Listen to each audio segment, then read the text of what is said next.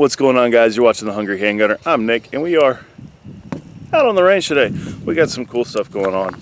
We are going to be using B8 style targets. We're going to be using a shot timer, and we have the FN 509 Tactical back out here for you guys. It does have a Holosun 507C on it, but what we're going to be doing is running it both with the red dot off and on. That's the best way I could think of to do it without wasting a bunch of precious metals, aka 9mm, re-zeroing the optic if I take it on and off.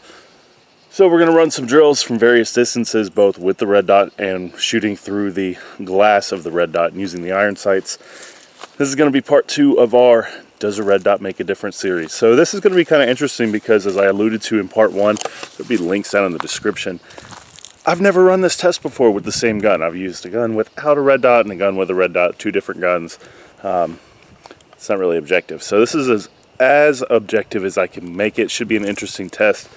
But what we'll do is go ahead, set up, and we'll go over some of the drills we're running. Again, these are on B8 style targets. They're not the full-size B8s, but I got a Sharpie. We'll mark our shot holes. Different targets for red dot, not red dot. I'll show you the dots not on. I will try to satisfy the internet as best I can. Now, inevitably with this kind of video, there's always going to be a million people saying, I can do it better, you did this wrong, you did that wrong. So I'm going to go ahead and preemptively say, that's great. If you guys are such better shooters than me, that's fine. Go ahead and post your own video and throw the link in the comments and I'll take a look at it. So I'm not an authority on this. This is just the best test I could come up with to do this.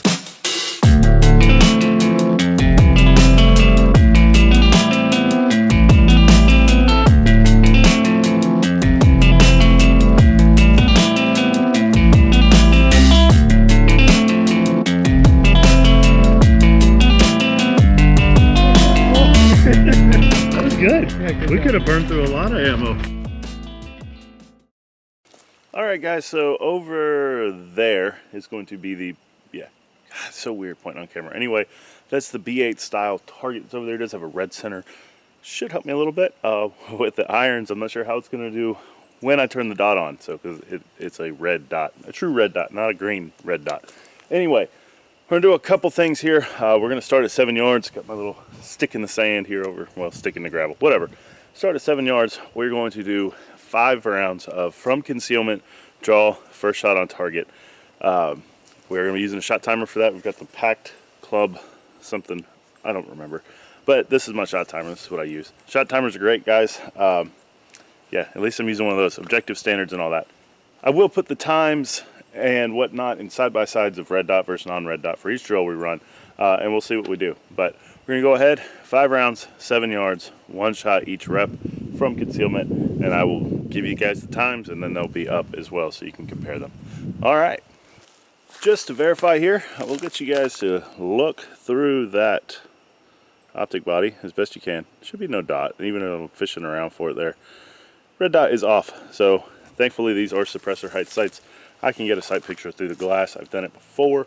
I've never done it before on the clock. So again, this is the best I could come up with. But without further ado, for the second time, we'll go ahead, put that in its Lucky Coyote Kydex there. And we'll begin this goat rodeo.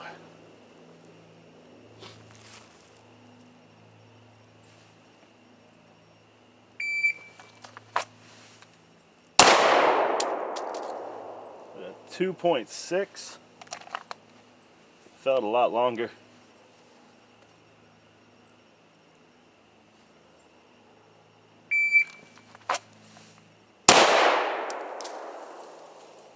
.18.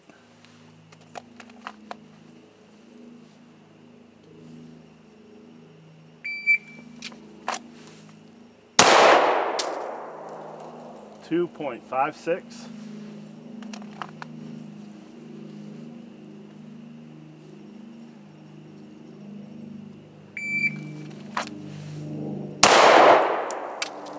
.27.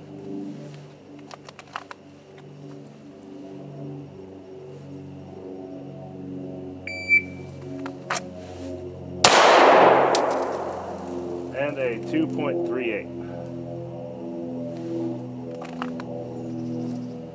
Running a little slow today. Might be the jacket. Alright, so I am going to shoot this again, but without the jacket because I don't know. We'll see. We'll count that as a warm-up. But there you go. Let's go do 5 more rounds. All right, so we're going to do that again in the interest of fairness, because I was already like, well, I'm probably going to lose the jacket. It's getting a little warmer out here anyway, so I know. We'll do 5 more. Here we go.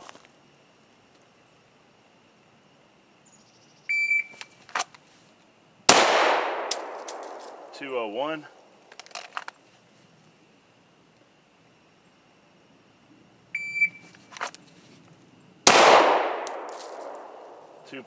.13.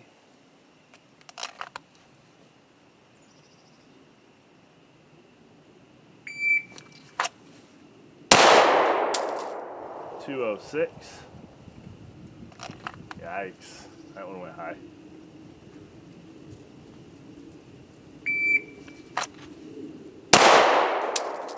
208.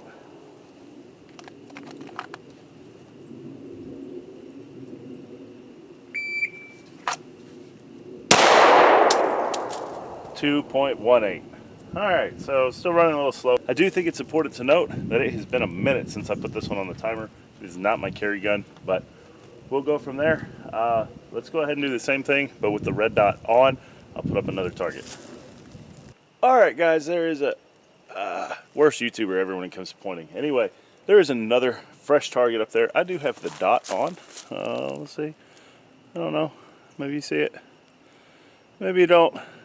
But the dot is on. Trust me, that works to my advantage that the dot is on. For anybody that's wondering, this is the 507C version 1. I haven't upgraded yet. This one's still running pretty good. And I just use the 2 MOA dot. I don't mess with the circles and all that. So just the dot for me. Also, why don't you guys check out this badass shirt Gray Man Tactical sent me. Yeah, I don't know if you can see it. Looks cool. Got a Patrick Henry quote down at the bottom. Give me liberty or give me death. These guys were nice enough to send me out some pretty neat stuff that starting tomorrow I have to start filming on, and we'll get you the review soon, so stay tuned for that. Pretty cool stuff. Anyways, enough stalling. Let's shoot 7 yards, 5 rounds from concealment with the FN 509 Tactical. Let's see how this goes. All right.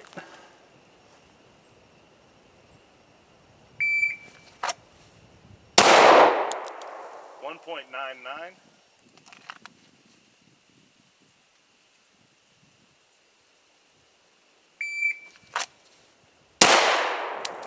1.82.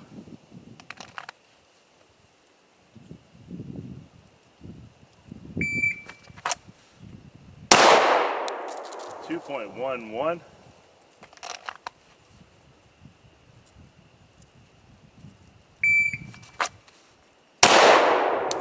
1.81. And last.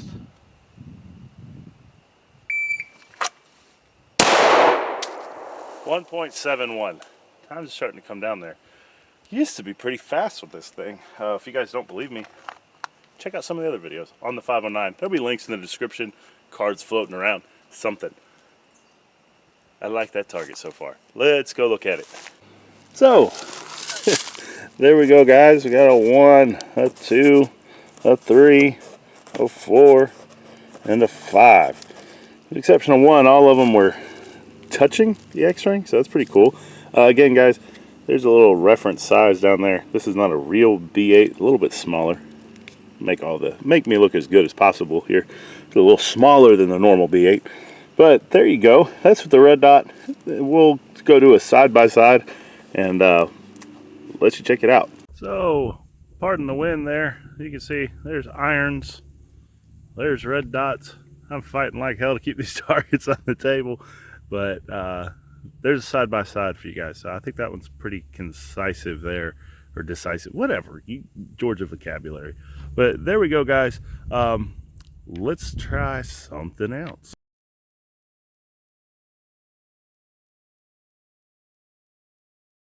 All right, I have 2 more targets, one of which is down there.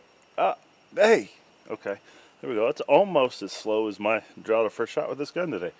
Anyway, fresh target. I'm going to turn this dot off.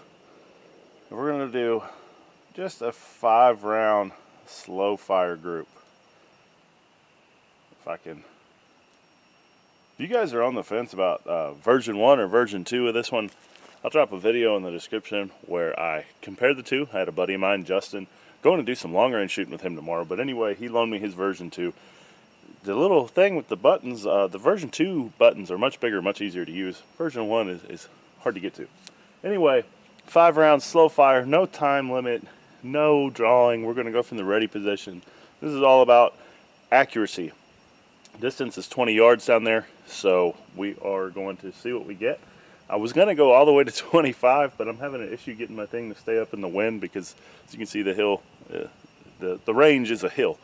So we're doing 20 today. I think that should serve well enough. I don't think too many people are going to be ass mad that I didn't do the extra 5 yards. Or maybe they will. It is the internet. So without more further ado, let's go ahead here. And yeah, I got to do the internet truth check there. Dot is off. Sad I have to do this, but you know, there we go. There's still people. Anyway, we're gonna leave that alone. But here we go, 5 rounds, slow fire. Let's see what we get.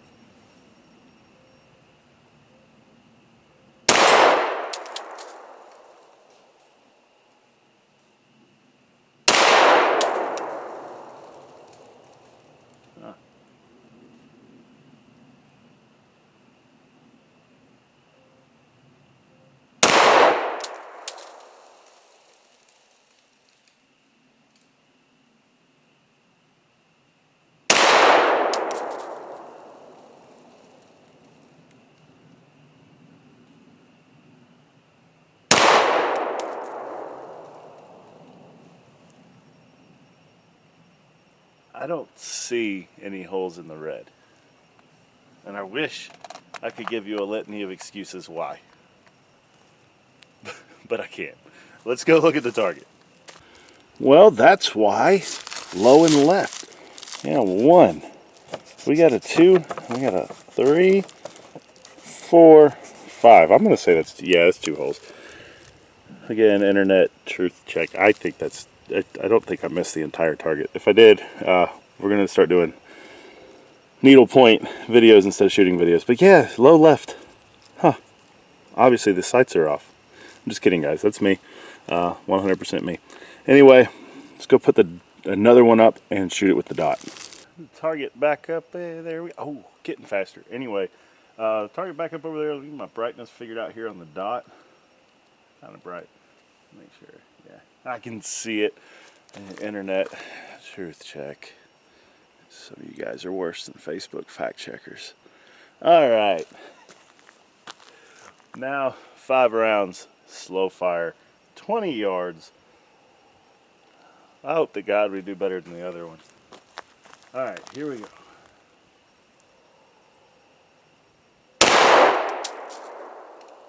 Well.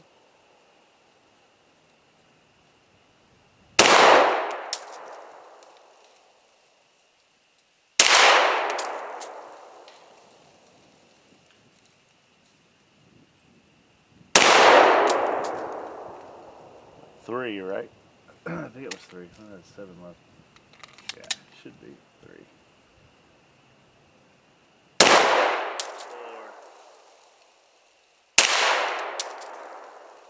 And 5, I think. I might have fired an extra one. As I suspected, I went above and beyond. We did 6. So we're going to count 1, 2, 3, 4, 5. Take the 5 best, right? No, anyway, that one wasn't really that bad. It was still in the 9 ring, so there's that. But yeah, there you go, guys. For those of you that don't know, the FN 509 trigger is not all that great, and I'm not using that as an excuse. I'm just saying it is what it is. You really got to spend some time with this pistol with the stock trigger to get used to it. Now, one more thing we're going to try, and then I'll tell you what I think. All right, so here we go again. There's your slow fire irons, 1, 2, and then get a little clover group in there, or something else if you have an immature mind like me. Coming over here, still fighting the wind. 20 yard slow fire dot with 6 targets. 1 target, 6 holes instead of 5 because I got a little overzealous there. All right, it's been like all day and I haven't heard any steel hit other than accidentally, so let's do something with that. I don't really know what this one's going to show, but there's a steel target. There. All right, now that is 30 yards from our current position standing. I'm going to turn the dot off. With tiny little buttons in these. There we go. Oh, that was easy. All right, turn the dot off. Truth check, because, you know, anyway. So, dot is off. What we're going to do, going back to using the shot timer, we're going to do 3 reps. Now, I don't know how many rounds I'll fire because this is a thing where you shoot to completion, then we look at the times. So I'm going to draw, I'm going to fire 1 round from here, and then I'm going to move, and I'm going to shoot 1 round from in between this target stand looking thing there. So 1 round, move, shoot 1 round. Both have to be hits. Time is total time to get 2 hits, 1 from each position. So yeah, we're going to do that 3 times. I'll read you guys the times, 3 without the dot, 3 with the dot, and then go from there. And hopefully I don't burn through too much ammo doing this. So there we go. Let's get it cracking.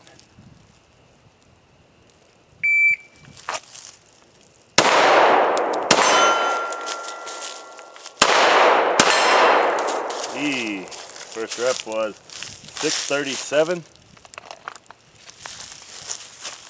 All right, we'll go again.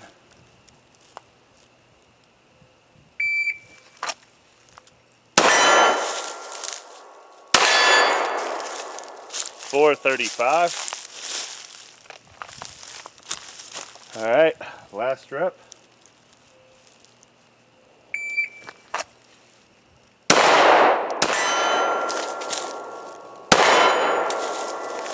$539.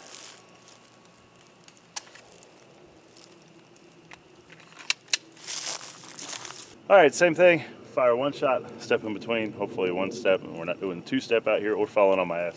And another shot. And let's look at the times. All right, here we go.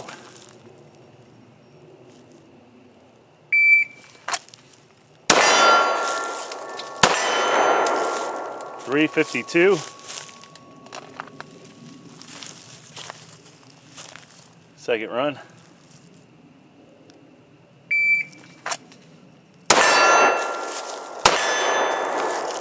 $336.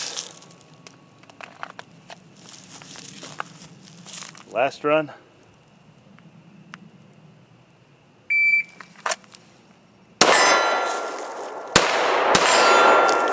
$406. All right, I think that's a good place to end it. Let's go down there. I'll tell you my thoughts on this.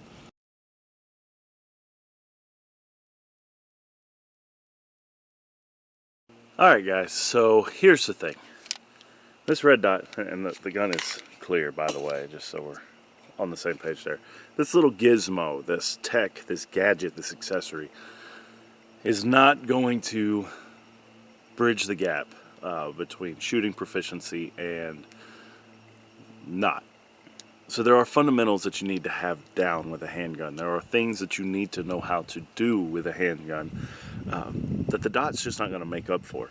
And if you're coming from irons, the dot is not a magic one-size-fits-all solution, right? It takes time to get used to that red dot. It takes time to get used to your presentation, practicing that dry fire, practicing coming out so that dot's where you want it to be every time. And that's one of the things that I find myself struggling with going back to this gun, is because of the lack of consistency with what I've been carrying versus this gun. The presentation is not there. And that's something that, like, after we finish videoing here, I'm going to run some drills with my carry gun so that the last thing I have muscle memory wise, and I'm not sure on the science on this, it seems to help me, is the gun that I've been carrying for self-defense. But the presentation is huge. Otherwise, when you pull that out and you go to look, that dot not going to be there, and you're going to spend time moving around trying to find the red dot. So there is a learning curve to going to a red dot. That being said, I think it's worth it, especially since the major hurdle is that presentation. That's something that even right now with the ammo shortage, you can do at home with dry fire. That's something you can do with an unloaded gun in your basement, in your living room, whatever. Again, unloaded. Verify that weapon is clear. Don't shoot your TV or somebody or something else that you don't want to shoot. But you can do that safely at home with your dry fire practice getting that consistency down, that presentation to where that red dot is where you want it to be. After that, that's where live fire comes into it. Recoil management, having a good grip. You want that gun to settle pretty much right back, and I'm over exaggerating here, but you want that gun to settle pretty much right back so that dot's visible again. Again, it's a training thing. It's just like when you were learning to shoot. You didn't pick up a gun and shoot perfect bullseyes the first time, right? Well, if you did, maybe you did. I did not. So it's a training thing. It's something you've got to get used to. That being said, I think the numbers here do kind of speak for themselves. I think that the red dot is a superior aiming system in terms of just raw performance. And I know that there are detractors that are going to say, well, you know, if it goes down, you're back where you started with irons, right? I mean, I turned in acceptable results using the iron sights, shooting through the body of this optic with no red dot on. So arguably, I mean, there you go. So if I could do it like that, then whatever. If your dot goes down, there's other problems. The other thing is battery life. People knock battery life. I think this one's rated to like 50,000 hours is what Holosun says. I'm sure that's on like a medium setting, and out here right now I'm running it pretty bright. So once a year I change the battery out. I have not had this optic go down for battery issues. Just changed it on my birthday last month, and it had been a little over a year, and it's working fine. So there is that. As far as durability, guys, there's a channel called Sage Dynamics. I'm going to drop a link down in the description. He does the things I'm not willing to do because, well, I have to pay my own money for this stuff, and I'm not just going to take my gun and drop it on concrete on the optic body and see how it holds up. Not my thing, but thankfully he does that, so I don't have to. Take a look at the durability. These things are a little bit more durable than I thought initially, and chances are even you watching this, they're pretty durable little things. Some more durable than others. This Holosun seems to be doing well so far. I know some people get mad because it's made in China, but it is what it is, guys. Hate me if you want. But all that being said, it is easier for me once I trained to the dot and got my presentation down. There's just no comparison for me with the ease of getting on target. We've talked a little bit before in another video about red dots just as a general concept, but the big thing here is instead of trying to have my eye make focus adjustments between front sight, rear sight, and target, 3 different focal planes, with the red dot, shooting both eyes open, it's very easy to do that. And I'm not focused on the dot, I'm focused on the target. The dot just kind of appears over the target. So, you know, for thousands of years, humans, when we would fight something, be that animals or each other, we would focus on who we were fighting, right? Whether it's using your fist, you don't focus on your fist when you're fighting. You focus on the target. You focus on the guy that you are actually engaging with. Same with using a bladed weapon, right? When I pull out a knife and I'm going to use a knife to fight with, I'm not sighting down this knife to engage. I'm focused on my target. Swords, bows, arrows, that sort of thing. You're always target focused through the length of our evolutionary timeline, or whatever you want to call it, biological timeline. We have always been focused on what we're fighting, not what we're fighting with. And that's where the red dot really comes into play. And yeah, out here I'm fighting paper and steel, but as a concept, I'm focused on the target. I'm not focused on the dot. The dot appears. The dot is just kind of like an overlay for me. And that's the best way I know how to describe it. So I really don't care if you go to the red dot. I'm not trying to say that you have to. I'm not trying to say that you are not going to be a good shooter if you don't. I'm just going to say that it does offer some advantages. If you choose not to, that's fine. That's on you. Ultimately, it's really none of my business. I'm just trying to give you guys something to think about and go from there. So your house, your rules, your gun, your potential gunfight, however you want to look at it, I want every possible advantage.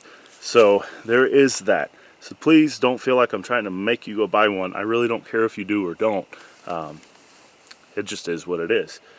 So that's kind of my take on it. I didn't know this was going to be a 2-part or 3-part series, so I'm just going to stop it here. Ammo shortage is hitting me kind of hard too, so I can't do a lot of the stuff that I really wanted to do for this test, but hopefully this serves as a general concept, and then if and when things come back to something approaching normal, we can shoot more of my favorite caliber, 9mm, then we'll do some more stuff with it. But there is that, guys. Reviews on both the optic and the firearm are going to be down in the description. I actually need to make you guys a playlist on this 509. I've been Well, I've used this thing quite a bit, and I'm pretty impressed with it. I know I've talked about putting an Apex trigger in it. Still haven't done it. I get sidetracked. But anyway, guys, there is that. If you enjoyed this video, please give me a thumbs up. It takes just a second. Helps with the algorithm, helps my video get out there, helps me grow. That's always good. And if you like this video a lot and you are interested in some of the other things that I've done, please consider hitting that subscribe bell. If you don't have enough notifications on your phone, like most of us, so it's constantly blowing up, so if that's you, do not apply. But if you don't have enough notifications on your phone, you want to be updated when I drop new content, click the notification bell and then you won't miss a thing. Guys, huge shout out to my Patreon supporters. You make stuff like this possible. Honestly, I'm leaning on you guys kind of hard right now, and I appreciate it. It makes it a lot easier to get the things that I need to keep doing this sort of stuff, and it means the world to me. I know that shooting isn't just my hobby, it's probably yours too, and you have your own expenses. So for those of you that do that, thank you. Please never feel like you have to, but I do want to publicly acknowledge the ones that have and say thank you very, very much. It means the world to me, and it's truly humbling. So with all that being said, guys, stay safe. Keep shooting if you can. Keep dry firing if you don't. And I'll see you next time.